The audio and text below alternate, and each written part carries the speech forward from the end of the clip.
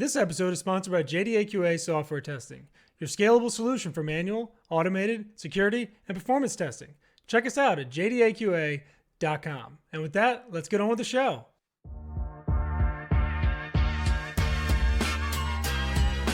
This is The First Customer, hosted by Jay Agner.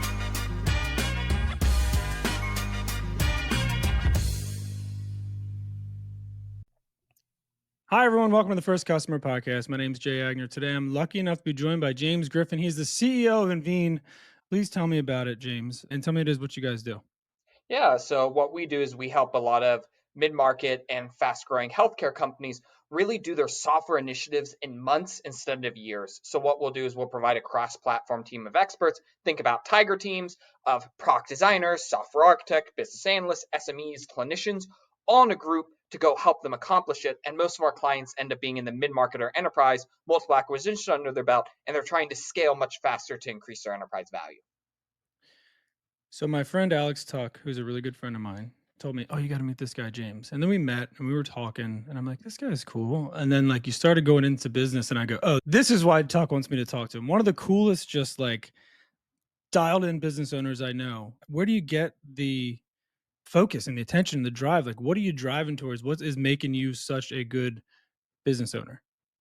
I think really what it comes down to is that we're very good about narrowing in on what are the key things we need to do to actually drive value and increase outcomes. Because as an owner, you get distracted by all the shiny things. Hey, I could partner with this. I could do this. I could have this new service line. But the problem is does it actually drive value and does it get where you want to go at the end of the day? Because I see too many people, especially in the startup and new business, is they want to be everyone to everyone. But if you try to be everything to everyone, you're nothing. And so really Yep. when I started out, I wanted to be very clear around, okay, we're going to do one thing, we're going to do it very well, and we're not going to get distracted. I love that. And where did you grow up? And did that have an impact on you being such a great entrepreneur? So I grew up in McKinney, Texas. It's about 45 minutes north of Dallas. It's where we're headquartered now. And really, I grew up via engineers. So my father has 4 degrees. He has a master's, a PhD in nuclear engineering. My mother has a undergrad in electrical, master's in nuclear engineering. So I grew up in a very engineering focused household, not necessarily entrepreneurial. So actually, there was a lot of friction initially when I wanted to actually go out and start my own companies. What was that friction? I think what it is that when you grow up in a traditional engineering household, it's like, hey, let's go stay at the same company. Let's do a de-risked approach. Let's go and do the traditional corporate route rather than betting on yourself and trying to really grow your business. How long did it take you to convince them that it was the right path? Oh, I didn't ask their permission. I just went and did it. Well, So oh, but I mean, afterward, how long did it take, for them to buy in and oh, he's doing something that's going to be a real thing for him? So how I really look at it is that it took us for about 3 years for me to start making real money, but they really believed in me started 6 months in because what we did, my product company before this, we actually did a capstone project and I brought my father in as a mentor. And once he actually saw me in different light, he saw how I actually ran things because he always knew I had top grades, but it was different when he saw how I led a team and how I interacted with my peers that he then had complete belief. So they actually believed initially. It was just, I'd say they were always worried until about year 3. Okay. All right. Fair enough. What was the first business you started? Yeah, so it depends whether you consider official business or if you consider it, on the side to make money. I love Uh, both of them. Tell me, what was the first one? yeah, the first one was I would think in middle school and high school. I got paid a lot of money to help other kids do their homework. So that was kind of my first pass at it. I didn't do it in college, it was too high risk, but middle school and high school, it felt like a good return on investment. So that's what I would do, and that's how I made my first ever money. Okay. I love that. What about your first real quote unquote business? Although I would say that probably qualifies as well as, taking advantage of your surroundings and starting. I think it's a real business. You're doing your thing and you get clients and you got your thing. What was your first company, I guess you would say you Yeah, started? so I had multiple companies in college. I went to school on a full ride scholarship, got paid. And so what I used is I used that money to actually go and create companies. But I was a wannabe for a long time. So I think I had a couple that I don't really even mention that was like, oh, hey, I wanted to go create a new version of the Kindle where you could tactilely feel the book. Or, I wanted to go create a better version of Microsoft Word or Google Drive. I wanted to create better versions of that. All failures. And so I was a wannabe, but I think my real like first business, I'm going to put in quotation marks, was really around automating college advising with AI to help students graduate quick with less debt. So I actually created a product company, won a national award for it, got some grant funding from it. So there was all sorts of options that came in it, and it eventually actually spun into Invene. How did it spin into Invene? So it was very interesting. I had an option when I started out my company was that there's three things I could do. I could go raise from local angel investors. I don't have the network I do right now. I could two, partner with a big time ed tech entrepreneur who just sold his last business. He'd run business, I'd run tech. Or number three, I could figure something else out. I was very naive at the time. I was like, man, this is going to be $1 billion plus opportunity. So I had to figure something else out. I actually had a mentor at the time who every day told me this company is not going to work out. Go get a real job. And so this was a guy who actually successfully sold a company to IBM. He's done very well and he liked giving back to local university students. And I was a senior at the time. I ignored him, but eventually one day he was like, hey, James, let's actually go and meet this company that I'm thinking of investing in. They need some technology help. I met that company, and within that day, I actually closed my first ever consulting client for 10K. What was your degree in college? It was so I started out in biomedical engineering because I was like, hey, I wanted to actually go create artificial limbs and organs. And what I eventually realized was that wasn't a good fit for me. And so I switched to computer science. And so, as you can tell by the glasses, very nerdy. And I'd actually taught myself how to code years before. So it was a perfect fit. The classes were easy because I already knew lots of stuff. And so I just used all the time to found my businesses. So we kind of covered the first customer, I think, at Invene, but when we talked previously, obviously you're very much a believer in laser focusing, niching down, et cetera, et cetera, et cetera. And you said something I thought was interesting was like you kind of just pick something. Your first client was healthcare, and you were like, well, that's what I'm going to be is a healthcare software company or however you wanted to phrase it. Talk to me a little bit about that time. Like, what was next? I mean, so you got this consulting client Yep. through a referral, which isn't not everybody has access, obviously, to like some guy who's going to like walk you into an office and get you a $10,000 contract. But the question is, how did you take that kind of seed and go, all right, we're going to lean into this full time? Like, what were the actual steps after that to go, we're a Yeah. healthcare, So software company? I still had my product company, by the way. This was just because I needed the cash. So what I did was, literally all he did was he was like, "Go meet the guy," and I met the guy, and then we started whiteboarding. And I was like, "Okay, I'm gonna build V2 of your hardware platform and a web app and a mobile app." So by the way, I didn't know at the time how to scope at all, but I need the money. So I ended up sleeping a lot in my office as I was trying to run my product company and I run my services company. And I never sold before in my product company because the sales cycle was so long and I was getting money.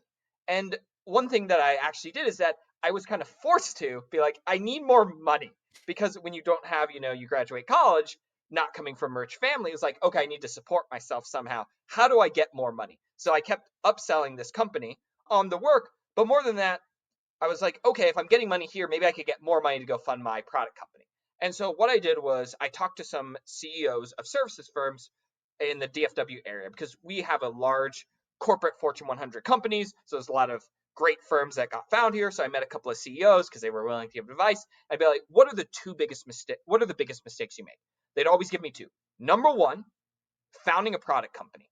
They'd waste so much of their EBITDA on it, and they had so many downturns because of it. So they'd always tell me that. Number two was not specializing early.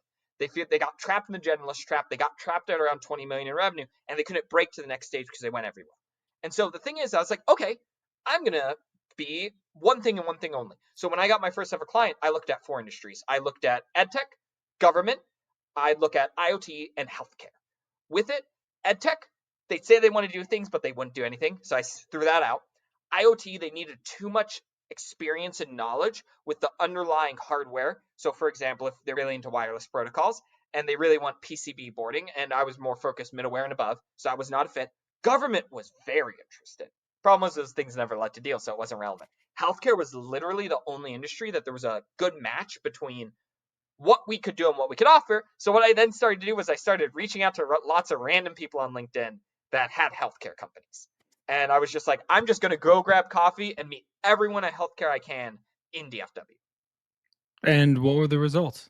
Yeah, so it's crazy to think that it actually worked.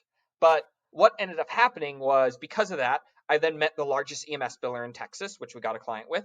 I got a contract with Children's Health System of Texas, go build them a mobile app. I got what would become one of the ambient clinical listening providers. What those guys do is basically what they do, and it wasn't didn't exist back then, but we actually created the technology, taking a encounter from a doctor's office, transcribing it into text, and then automatically entering it into their EMR. Hmm. So things like that. We built that with NLP technology. So we started getting all these clients, and it was making me real money. And so Mhm. I was making money in my services company, and my product company was losing me a lot of money. So it was a lot of very, very sad nights. But ultimately, at the end of the day, I was like, okay, let's close down my product company, move over those employees to my services company, and let's go all in on one thing because it was too much to do both. The best decision I ever made. I would say the vast majority of agency owners I know, like you said, 20 million and below probably, have the generalist trap problem. How does somebody or how does a business that spent 5, 10, 15 years building a book of business that's very generic and all over the place, and you say, well, how, and pick one of you know, your verticals, which everybody tells everybody to do, and they go, well, we have companies and everything. We work for everybody, and obviously, your everything to everybody comment earlier. How do they get out of that? How do they actually, in a meaningful way, pick the right thing to lean into if you're kind of stuck in that generalist trap, but you're successful and you're kind of bumping your head up against not being specialized? How do you get out of it as a business? Can we curse on this? Fuck yeah, we can. Stop being a bitch.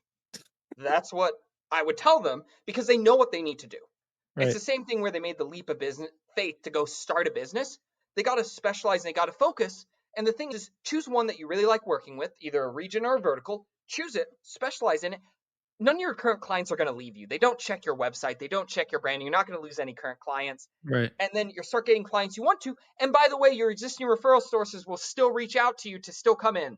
Like that's the thing that people don't get. If you focus, people start referring you even more deals. Because here's the thing, everyone knows me as a healthcare guy. You don't think I randomly get manufacturing deals. And if it's a really good deal, you then have a choice. Do you take it or you don't? And that's really what you do. So that's what I'd really tell people is stop getting in your own head. Do it, make the leap of faith similar to what you do. You're not going to lose any current clients. You're not going to lose any current employees. You're not actually losing any opportunity. You're gaining opportunity by doing it. I totally agree. And I guess the only other question I have to that is I think you're a million percent right. 90% of it is probably in people's head, but the 10% is lack of clarity on what to pick, right? Or not having something in their current portfolio that they want to work on, right? Like I don't like healthcare. I mean, I don't know if I should say that on this show or not, but I don't love the healthcare space. Do we have clients in the healthcare space? Absolutely. Do we have experience? Absolutely. I don't love it. But what do you I totally agree with you. I'm just wondering how do you actually pick if, nothing in your portfolio speaks to your passions or what you want to do? So if you've been in the agency world for 5 or 10 years and nothing in your portfolio speaks to you and you want to be that firm, I tell that guy just to shut down. Like, what are you doing with your time? Like, go do something that can actually drive real time. Because you've been Right. at 5, 10 years. It's not like you're year one, year two. Yeah. But what I would do is I'd look at all your past clients, all your case studies. Ask yourself, what? Not only I look at it two vectors. Well, three. Number one, what do you get energized by? Like, what if you get excited? Like, you're excited, man, I want to work with these people. Number two, what does your team get energized by? Because if you just get energized and your team doesn't, there'll always be that friction there. Number Right. three, what do you make a lot of profit on? Because it's not revenue that matters, it's profit. You can do $1 million deal, but if it costs you 1 million and 100,000 to service it, they're terrible clients. Don't do it. So I'd really do it upon those three vectors and just choose it that way. And I the love fourth that. thing is like, who do you have access to? Because so many people try to build businesses that they don't have access to. So you need to look at their, like, for example, we have a very heavy regional focus, and then figuring out how do you get access to those decision makers and do you have a right? Because let's say that you're in an area that has a big healthcare place, like Minneapolis, or it has big manufacturing or fintech. But let's say it has really bad retail. Don't choose retail. So you got to understand where you live and also maximize your business for it. I love that. And I guess just to kind of to end this thought, my question would be if somebody's trying to pick a region or a vertical, market research is like the boogeyman, All right, there's a couple things in business, and market research is one of them. That like the term itself is scary, but the work is not that bad, right? Because you hear market research and you go, "Oh my god, I'm gonna have to do surveys, and I'm gonna have to find these people, I'm gonna have to talk." Blah, blah, blah." How do they in a non-scary way. Or like you said, I mean, some of it's getting over yourself and stop being a bitch and etc. I totally agree with all that. But from a tactical nuts and bolts perspective, how would you say if you're in, Minneapolis and you're looking at the right like is it as simple as going to Apollo or LinkedIn or to whatever and like kind of doing some TAM homework to figure out, hey, there's 1,000 companies in this area that could be a fit for us. So that's what we're going to go after. How would you suggest somebody figures out their total addressable market in a place where they want to play? What I'd do is I'd spend $20 on ChatGPT, click the deep research button, type it in. If it was 5 years ago, it's a different response, but now it is so easy that within 20 minutes to an hour, you can have all the research at your fingertips. And by the way, I hate research. I hate it in depth, but now it is so easy to do. You just throw it in and be like, okay, what are the lists? And by the way, 1,000's too many. You just need 30 good targets in your Hmm. region. That's it.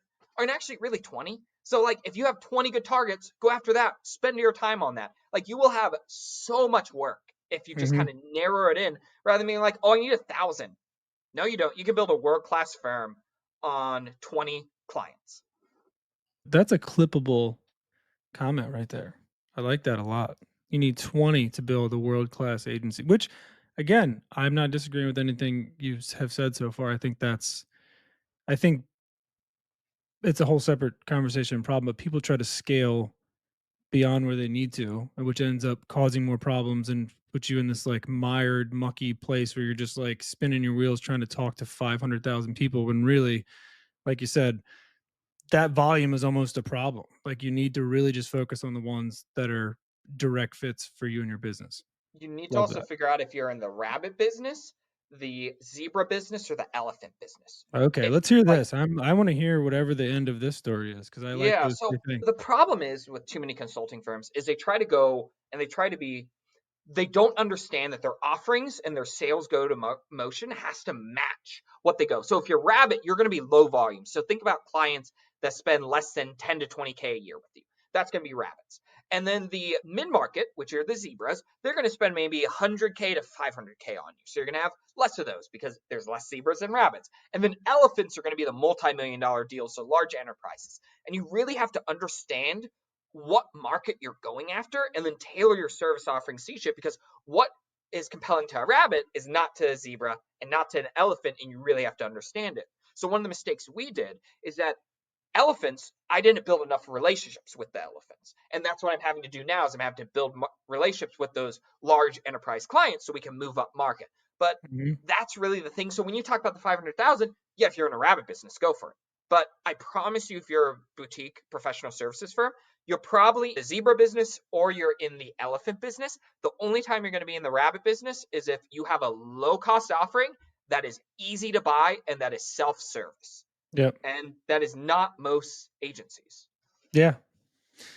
Yeah. And I think getting some of those rabbits early will could and should probably guide you out of that space because you feel it and you start to go, I don't want to educate my customer why they need me anymore, right? Which is a lot in that rabbit space. There's a lot of education sales where you have to explain to the CEO why they need your service, why they should pay for it. Why that's exhausting. And like once you get to a certain point, you kind of migrate, to use the animal terminology to zebras. And then you're like, oh, this is much, they know why they need me, but their current service offering or whoever's doing it or their internal people, they suck. And they need somebody like us, which is a different, like you said, different sale, right? It's a different style of sales, different conversations, different collateral. It's all different sorts of sales stuff. So I love the rabbit, zebra, and elephant. All right, let's switch gears a little bit.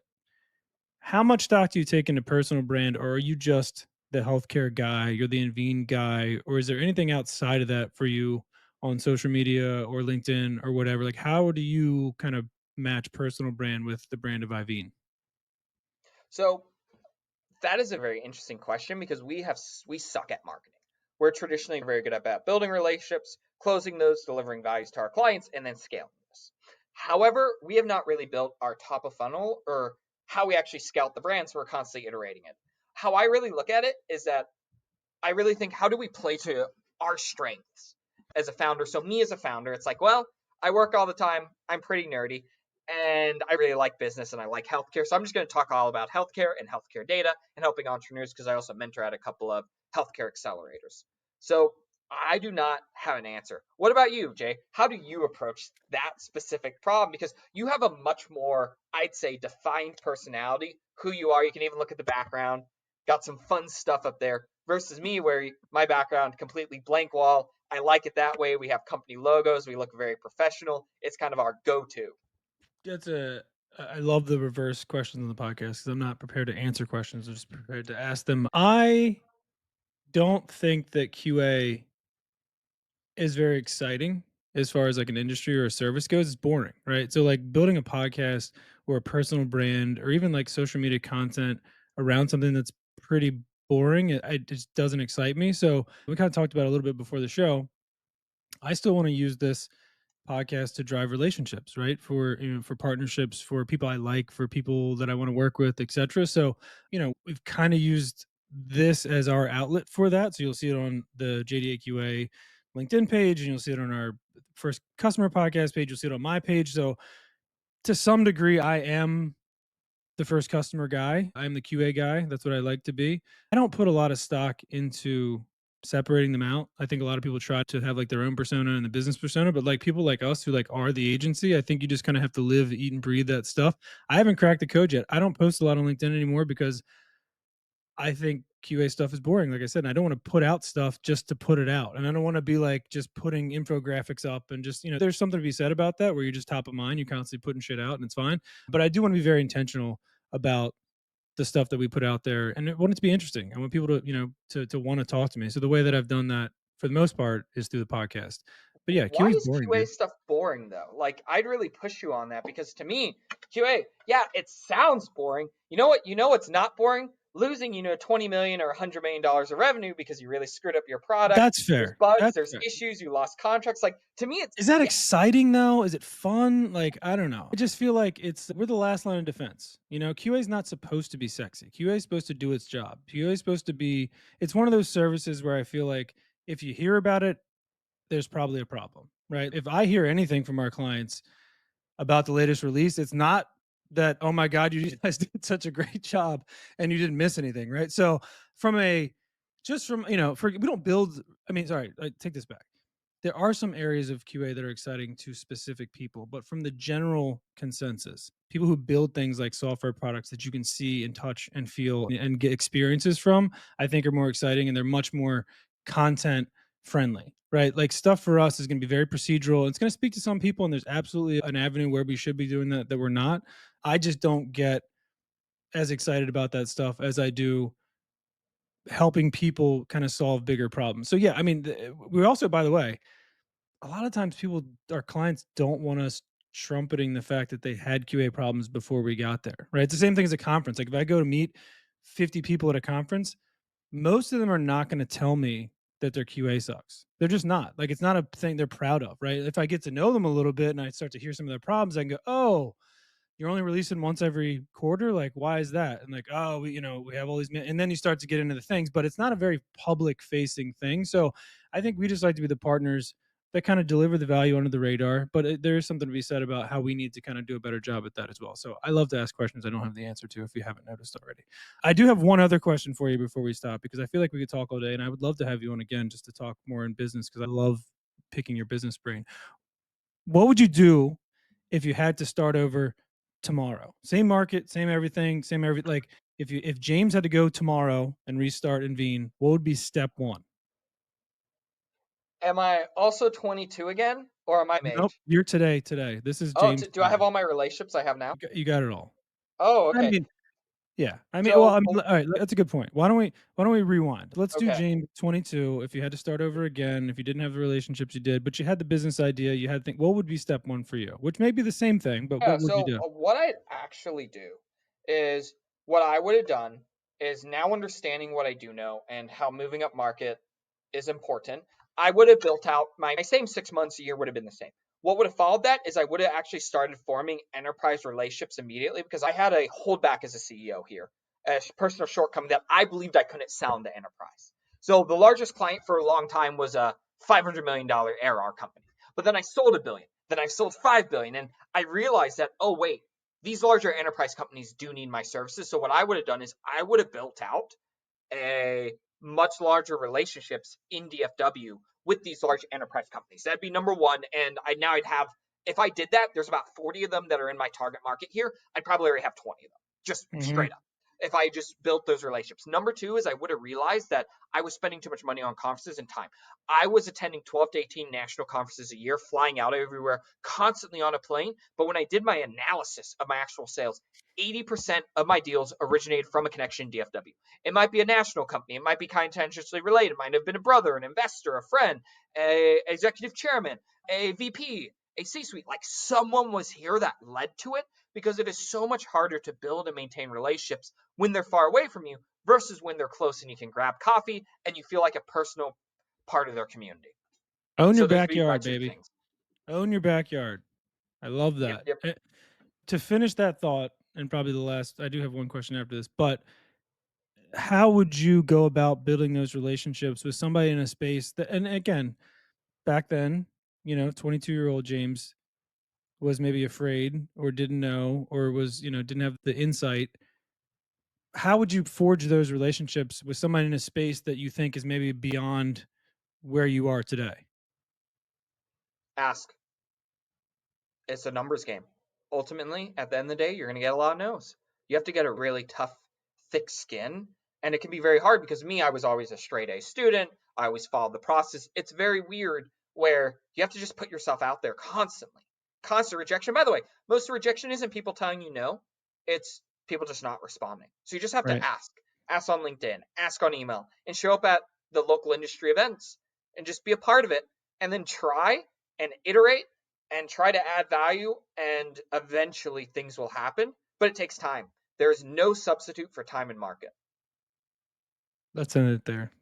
There's so many clips from this that I think we could just, we have like a week's worth of golden knowledge from James Griffin. All right, James, last question, not about Invene, not about healthcare, not about work, just about James being James. What would you do if you could do anything on earth and you knew you wouldn't fail?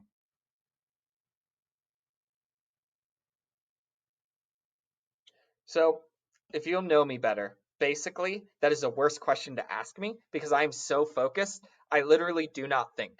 If so, when you ask, "Hey James, if you did a retry, would you have the same business?" Yes. So that's always been about me. I love consulting. I love what I do in services. I enjoy it so much. So when you ask, "Hey, what would you do?" Not for a profession, just anything on earth. If you say Anything on earth, anything on earth and you knew you couldn't fail, something you've always wanted to do, something you're scared to do, something that, what would you do? I've already done it. Ah, you're Like, gonna fine, be fine, one of fine. those. I'll give you an answer. Give me I something. need to date. So right now I haven't dated, and I There it need to actually is. go date because I'm 27. I do want 5+ kids, and so I actually need to go out and start putting myself out there. Do it. It's just a very different sales cycle. It's the same idea. It's a CRM. It's a top. Okay, let's fill the. Got It's to an do the outbound stages. effort. Yes. Yes, but the problem is like it's a different firm of outbound, and plus I'm very checklist driven. So I have a feeling that a lot of women are going to be very confused when I have like my little checklist, and I'll be like, No, okay, you'll be are they fine. nice? Are they All right. kind? That sort of thing. My goal for this year may be to get you married. So we'll see. I'll see if I can send some people your way over in In nine DFW. But months? yeah, we Oof. can do it. We can make it. I mean, we can make a baby in 9 months. You can make a marriage, right? James, you're awesome, dude. I love the drive. God, I hope you just spend more time documenting your thoughts like you did today. Our first call, the pre-show call, I thought was just very enlightening. And I think a lot of people are stuck in the trap that you brute forced your way through and said, I'm not going to do that. I'm going to focus on something. So I really do hope, people get something out of this episode. I hope they reach out to you and kind of say, dude, that was awesome. If people do want to reach out, what's the best way to do that? Basically, you'll find our contact form on our website, or you can ping me at james.griffin@invene.com, either or. And I'm always active on LinkedIn, obsessively so. Obsessively so. All right, James. Well, you're fantastic. I hope people check you out and we will definitely stay in touch and I'll talk to you soon. All right. Be good, buddy. Sounds Thanks good. for being on. I'll talk to you, man. Like See you, James. Later.